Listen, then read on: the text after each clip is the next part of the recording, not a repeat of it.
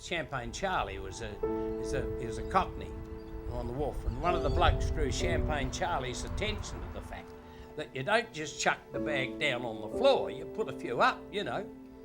He said, listen, Gov, when I come on the fucking waterfront, all they told me was I had to carry these fucking bags. They didn't tell me I had to fucking play tricks with them. Simple as that, yeah. And that was his fucking answer, Champagne Charlie. Well, I'd heard so much about it, and I'd heard so much about the legend of wharfies and the characters of Port Adelaide. I mean, living around Port Adelaide, you had to hear the stories that floated around Port Adelaide and Semaphore, where I live. And so it was quite an experience to walk onto the waterfront and think, Jesus, I'm going to be a part of this, you know. I've joined the union. Unions always meant something to me, because even through the Depression years, my dad had always carried a union card and had paid the penalty for it. He worked in an organisation that manufactured farm implements, and because he carried the union ticket, he was always the first one laid off. So it meant something to me, coming into the Waterside Workers Union, because I knew of its reputation, and so it was something pretty special.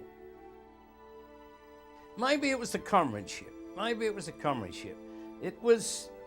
I'd worked around the building industry, you know, but I never found anywhere near the atmosphere that I found on the waterfront.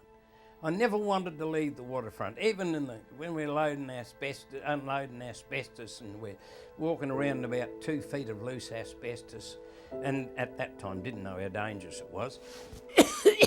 Even then, even when we're working in, you know, red ochre and lead ochre and all those sort of things, terrible cargoes. Even when we were working the worst of cargoes, the comradeship carried you by. A joke a day, a laugh, take the mickey out of some poor bastard, but I mean, the comradeship on the waterfront was just phenomenal. You just didn't want to leave. You didn't want to leave those blokes because you'd found something special.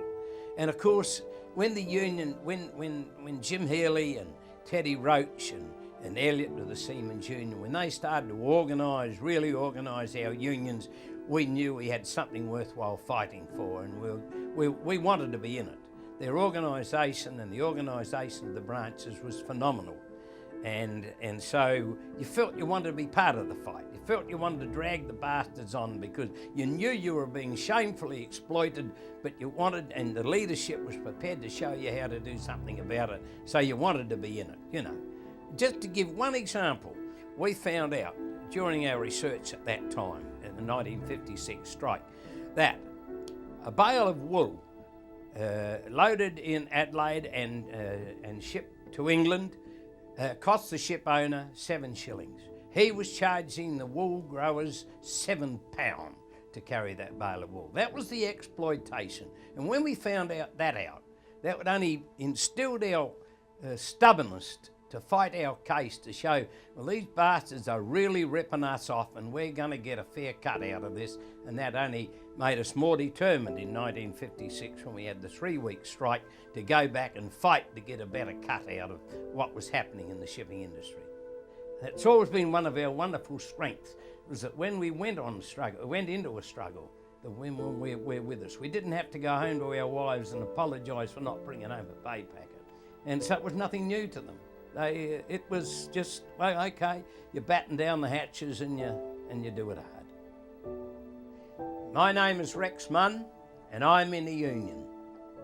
And I'm proud to be a waterside worker and then a member of the Maritime Union of Australia.